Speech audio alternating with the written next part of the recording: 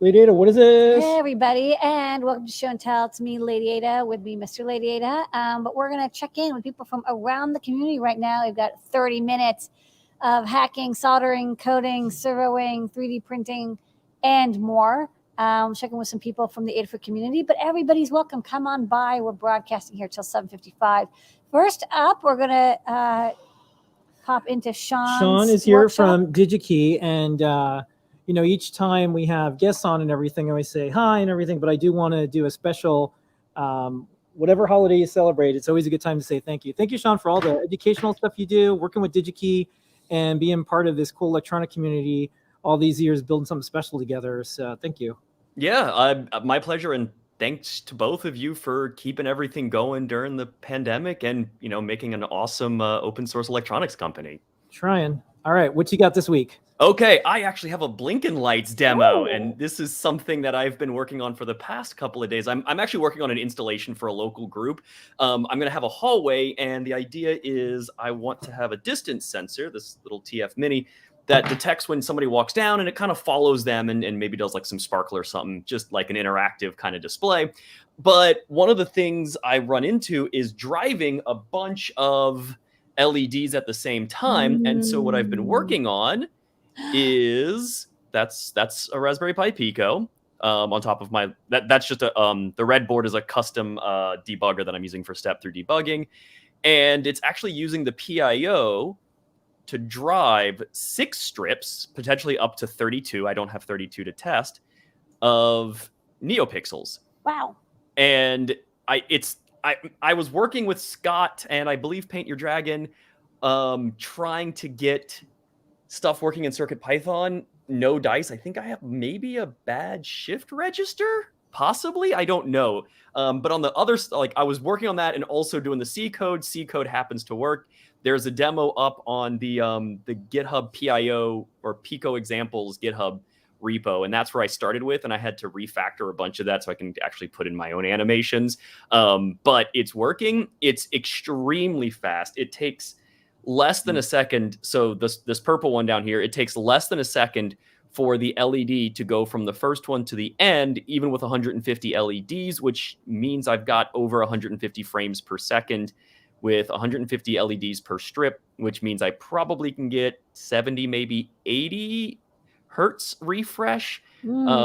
If I put 300 LED strip or 300 pixel strips up to 32 strips. So that is like 9,000 LEDs with a refresh of 60 hertz on a Pico. So I'm without having to use an FPGA. So I'm thrilled about that. I assume Digikey has an expense account for you. Please use it wisely. It's worth it. Get forgiveness instead of permission. It's okay. More pixels. Yeah, we have a dream. They're never gonna say no. We have a dream that one day we'll be able to make a jacket that plays the movie Blade Runner. Oh my goodness! And we've been working back from that idea for like 20 years now, and I have a feeling that you're going to be involved with it. Bow tie first, jacket later. Yeah, the bow tie is a good one. Yeah, and somebody else beat me to it. I actually have a couple of light up bow ties because other people have given them to me, and I'm like, I'm not the first to create them. I give all the credit to other folks. At least you get them all for free now, though. So everyone gives their light up bow ties too. Yeah, it's fine. Yeah, when they're very generous, and I'm very thankful for it. You're easy to shop for. Yeah, that's so true. I have so many bow ties now. All right, Shawn. Well, thanks so much, and keep coming back. And again, thank you so much for all the things that you're doing in the world, keeping it open. Absolutely. Keeping it blanky. Yeah. All right, thanks, Shawn. All right, next up, some Adafruit folks. Melissa, what you got going on this week? I have been working on this little device here, and it has a little laser on it, and I have it so you can control it with a nunchuck. Right now I have it so you can turn it on and off, or you turn it on with the button. Here, I'll show you what the dim the lights here. Then, do it so I don't shine it in my eye here. Oh. There you go. Somewhere out there's a cat watching this show freaking out. That's really fast. Yeah, it worked. It's like the scene in Explorers where the little orb kind of starts busting through the it kind of reminds me of that. Yeah. Right Looking on. great. All right, and that's in So- CircuitPython, or Yep, that's all CircuitPython driven, so it's really Cool. easy to Okay. code up. The prophecy has been fulfilled. Electronics for cats. All right. Thank you so much, Melissa. Thanks. All right, Scott, what you got going on this week? Well, I was shopping keyboards just now Yeah. because I picked up some KB2040s and I'm trying to decide what to do with them. But in CircuitPython news, I have been working on the Raspberry Pi stuff. And thanks to Dan for doing my review, it just got merged in. So next week, when I'm back from the holidays, we'll be able to check out on circuitpython.org/downloads. You'll be able to download CircuitPython no OS for the Raspberry Pi 4. Works pretty well. The 02W is on there as well, but it's having a little bit more questionable reliability. Folks will be able to test that out. So I have a demo, so I'll just have to switch my cam here. Yeah. Hopefully it's working. Oh, cat cam. All right, cat cam is here. cat cam? Thank you for doing that. Not That's that important. camera. Is there one cat or two cats in there? Just one. That's just Spook all curled up. If you want to see more cat cam, watch my deep dives. Not this week. No deep dive this week. Although Foamy Guy will be streaming. Okay.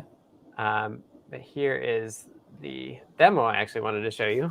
They were listed as both the same thing. So what we've got here is this is the Raspberry Pi CM4, so Compute Module 4, equivalent to a Pi 4.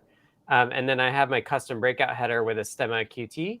And the Stemma QT runs under the LED stuff to the glasses. So we've got the Flame example running over I2C from the Raspberry Pi 4, which I'm pretty excited about. And I think that also confirms that this PCB is good as designed too. So folks should be able to get that from Osh Park if they want to put one together.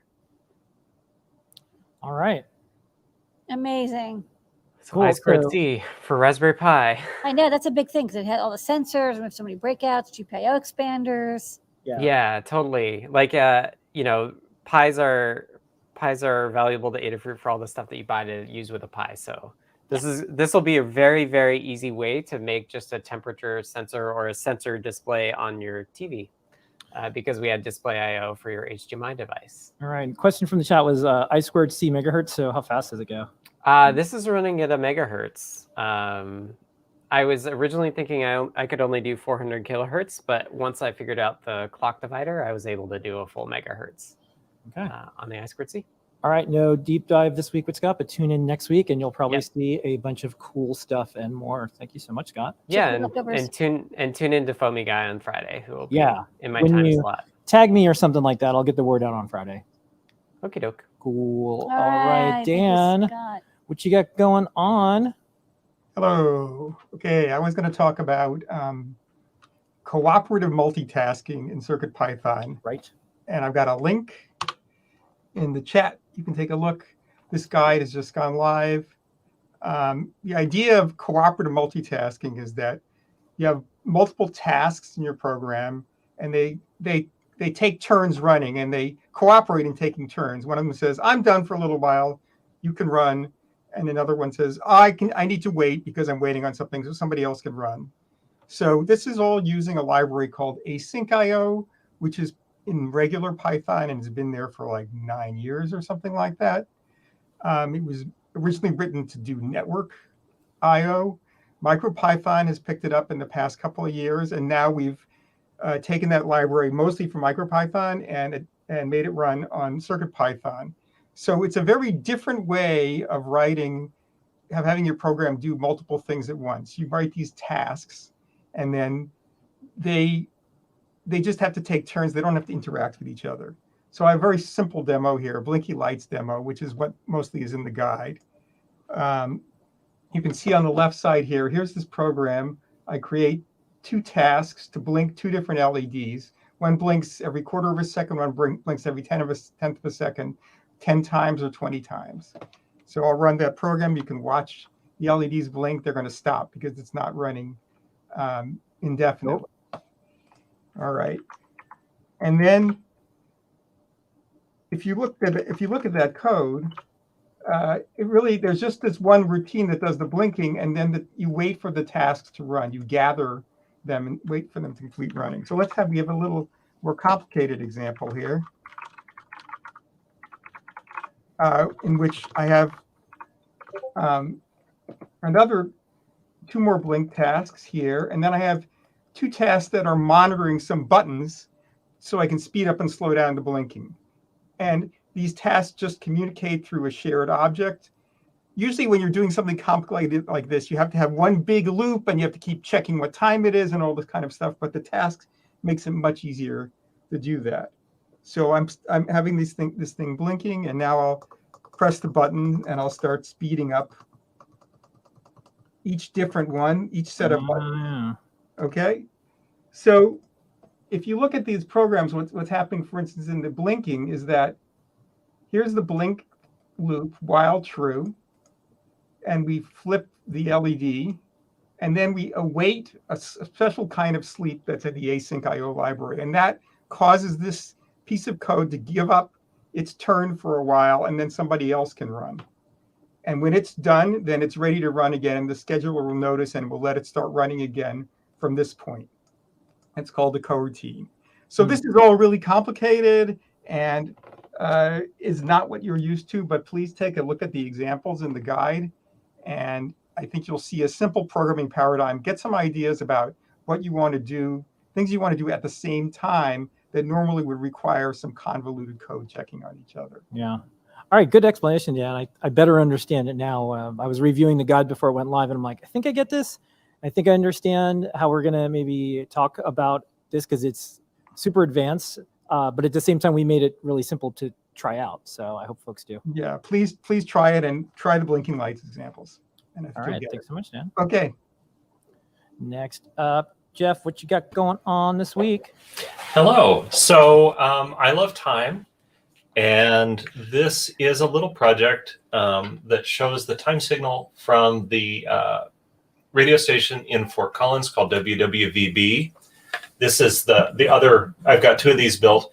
So I've got a Raspberry Pi and a receiver board and an antenna. So this receives the signal. And then it's not actually I2C, it's just two logic signals. And then I'm logging it on the computer just so I can understand the signal better. And basically, if you look at the signal, it sends 60 1-second pieces of information. And then the underlined part is where the signal is low, and it can be one of three lengths. So it sends a 0 or a 1 or a mark. And when you receive 60 of those, you can decode a second. And the reason I'm doing this is so that I have like a database of how these modules actually work so that I can test different decoding algorithms for making a real clock. So anyway, WWVB, it's hard to say, but it's a real cool time signal from Fort Collins, Colorado. Yeah, you're nearby, so you can get it. We actually can barely get it here. I mean, you can get it in New York, but you have to have your antenna outside. And then it's like, by the time you're doing that, you kind of just do GPS. Yeah. But it is pretty cool. Definitely, I've built a WWVB clock before. Yeah, it is a kind of bygone signal now that we have GPS. But yeah, it's, I think, 500 miles basically due west of where I am here. So the signal is really strong all day. Great. Whereas some people, you just receive it at night. And especially once you get further up in the Northeast, it's got low strength. Yeah. All Okay, right. cool. Thank you so much, Jeff. All right, we'll be seeing you. Yeah. Thank you, Jeff. All right, Paint Your next up. Dragon. What you got going on? Hi. You want to go to other guests first? Because I don't want to monopolize time here. Sure. No, Pedro, you're the other guest. Hello. Hi. Hey, guys. Hey, folks. So this week we got a little festive project. This is a 3D printed menorah that I designed in Fusion, and we got NeoPixels in these little translucent bulbs. It's running the Qt Py RP2040. It's got CircuitPython, and this is a collab project with Liz. She made it so that you can use a button and advance the day. So every night on Hanukkah, you can you don't have to light up your candle now. You can use an LED here. This is way safer than candles. Speaking as yeah, someone who has much more burst the safer, windowsill at my parents' place with no. like that when I was a kid. Yeah, Wow. but it's a kind of a rite of And then- passage. All is forgiven now. Jeez, nice. So the center one, the Shamash, stays orange and lit, while the rest of these kind of iterate through the rainbow, and it's using the LED animation library. So yeah, that's this week's project. It all snap fits together, and you can print it in different colors and stuff. It's a good looking menorah. Nice work there. Yeah, thanks. A lot of snap fit parts. I like it. That's my jam. So yeah, and you got USB-C there for the cutie pie, so you could just have it Cool plugged jam. in the wall or And, USB drive. We'll be playing Video the next Speed week. Up this week. Yes. Next week, y'all are out. In the background there, Pedro, you're going to send me this 3D printed prop from Dune, Yes. and we're going to have some other TV, movie, other things. But check that out. I like the Chris. I like the super cool. translucent effects. Shot. There. It looks so much better in person. Oh yeah. And then throwing it back to you guys again, thanks for all the stuff you guys do. Never take or hardly take any breaks, and thank for everything you do to the community. I mean, this is gonna so be freaking awesome. We got a Many long thank winter yous, nap thank yous, coming thank up. yous. Yes. Thank Oh, you. yeah. No, thank All you right, guys. we'll see everybody Yeah, not Pedro next made me the week, shirt. but the week after. You got me a gift. Oh, yeah, we got to get you more. Bye guys. I like Thanks this so shirt. much. All right, next up, we're going to go to Liz, and then we'll go to Paul, and then Seth, and then Brent, and then we'll wrap up with Phil B if there's time, because I think he wanted to give the folks time to show their stuff. Liz, what you got going on? Liz. Hey, how's it going? So I've been working on a fuzz pedal PCB, and the first ones that I designed up had some issues. So this is the second spin up, and tonight when I was testing it, I was getting a really fizzly sound. So then I went and looked at my schematic, and turned out the part that I'd used in Eagle had a different footprint for the base collector emitter for the transistors. So it looks like if I turn the transistors, then we should be in business. But for right now, I did add a power switch and a power LED, which is very Cool. bright, so it covers them. So at least it does turn on, and I am getting a little bit of a signal. So hopefully maybe next week I can bring a full functional fuzz pedal on, but we're very close. It's very fuzzy, just not the way you want it. Exactly. It sounded more like how the back looks when I Alright. looked. And white noise. All right, well, thanks, Liz. All right, Can't thank wait. you And so thanks for much, helping Liz. out with the menorah as And well. we're going to see you in person in less than 30 days, I think. Yes. All That'd be right. awesome. Looking forward to it. Cool. All Have a right, good one. next up, let's go to Paul. Paul, what you got going on? Hey, how's it going? Paul. So I've been working on this computer now for about a year. I call it the Ribbit 65. It's based on Ben Eater's Hello World from Scratch 6502 design, and I've kind of blown it way out of proportion. This is the core board. This has got the CPU back here and ROM and RAM and some address decoding and Look stuff. at that sweet crystal. That's so big. I know. It's so chunky. And then down here is the system I/O board that will do up to 16 peripherals. And they're all capable of accommodating up to 16 registers each. So it's basically a page of addressed I/O. And so there's 3 6522 vias. There's 5 6551 serial chips, and there's going to be SD card storage and keyboard and character addressable display. For now, I've got this little character LCD that's all very exciting. And let me see if I can do this properly. If I do if I do 4 and then pick and pick, huzzah. So we'll get a little bit closer there. This is the monitor that I wrote for it in 6502 assembly. So if we do like an R8040 and enter, and I don't know if you can see the display has, it hasn't. Hold on. Why is this not working? Live demo. Click the window. R8040. Okay. Boom. Time passes. Time passes. And it sits there for a little while, and then it runs back to saying that there we go, R65 monitor. Nice So work. Thanks. So basically, I've got two PCBs that I've designed for this. They both need to be respun because I had to make my own part for the DS 1232 reset IC, and I forgot to number one of the pins. All right. Well, this looks great, though. Good work. Thanks. Love it. All right. Loving that Well, gigantic. thanks so much, crystal Paul, too. and have a good holiday or whatever you're doing this week and more. All right. Let's right, go thank to you, Seth, Paul. and then we'll go to Brent. Seth, take it away. Hey, Seth. Welcome back. Hey, so I've been on a few times about boards I'm making, and so I made another little RP 2040 board because that's all you can really get nowadays. But so let me see if I can get it out. But I have a little demo running on it with Arduino, so it's a little running one of the Adafruit TFT displays. But it's just a cute little castellated RP 2040 board, a little bit, but I don't know, it's about half the size of a feather. Actually, got the idea from it from one of the members in the community. So, but that's pretty exciting. So it's called a Castaway RB 2040. So it's going to play on the castellated pad's name. But that'll be available sometime soon. Hopefully I get the panels for that. But Awesome. But very thankful for the RP 2040 and also thankful for you guys, because the first few spins I did for RP 2040, I was not very successful. Then I was able to look at what you guys put out on for the open source schematics. So yeah. Well, yeah, there's a lot of little things in there, but yeah, that's why we released the feather. We actually released the feather schematic and board files before the feather was available because we were like, we know everyone's going to be designing stuff. Don't make the mistakes we made, because like I made like 5 mistakes on my first spin, and thankfully I had review from the Raspberry Pi hardware team. Thankful to them for helping review, but I'd hate for them to have to do the same review for everybody. It's like let's get people toward designing what they want to design.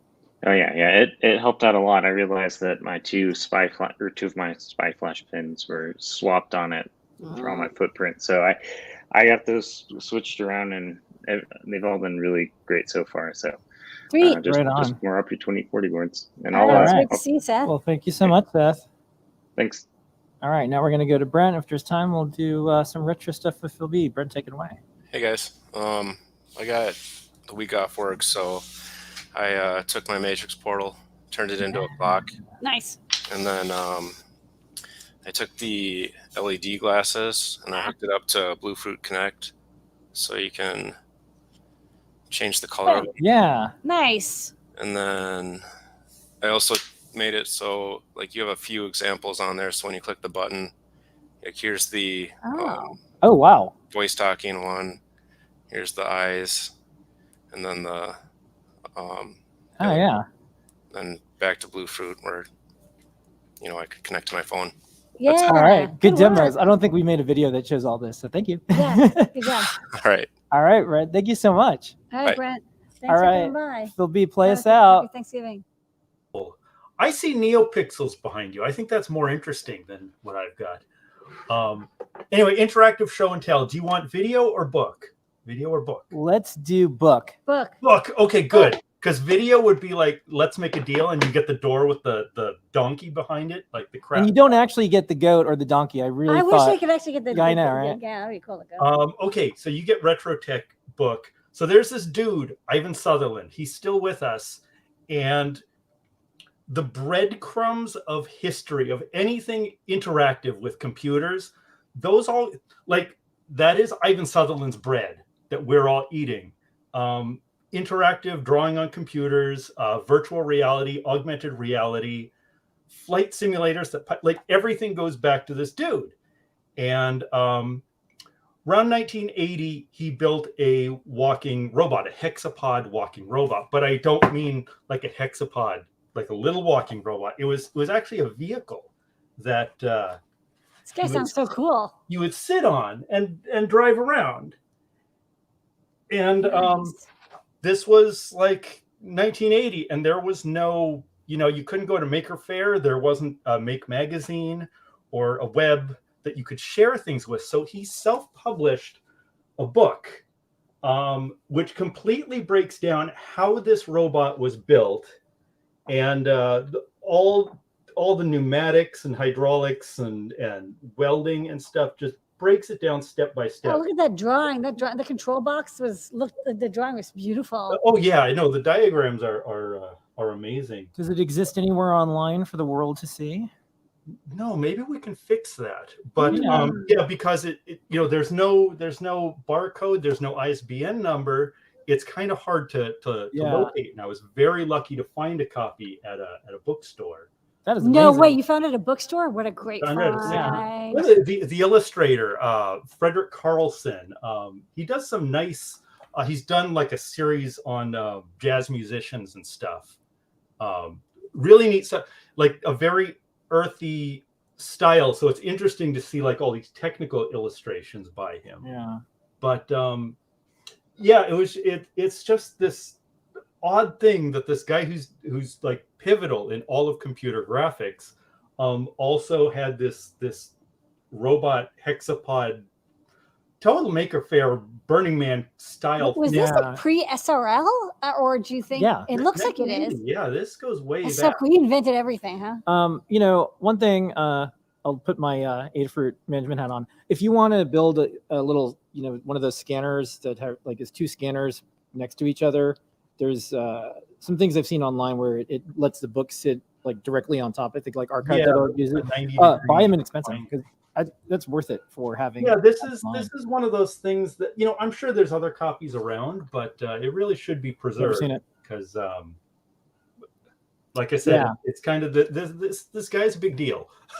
Yeah, and I feel like sometimes people think, Maker Movement was new, or this latest thing with open source hardware is new. No, people have been publishing open source, open schematics. Maybe it wasn't called that, and so I think it's really good to look at some of the things in the past and learn from it, and then we get better because someone spent a lot of time and effort. It's just not in a place where you can find it anymore. Oh yeah, there's a load cell circuit. Yeah. Oh, the LHO 3.4. I love these like uncompensated op amps or diff amps. Yep. But a lot of people you might know, like if you've seen like computer history stuff, there was the Sketchpad was his MIT thesis back in the early 1960s. You can see old black and white film of this if you go look on YouTube for Sketchpad Ivan Sutherland.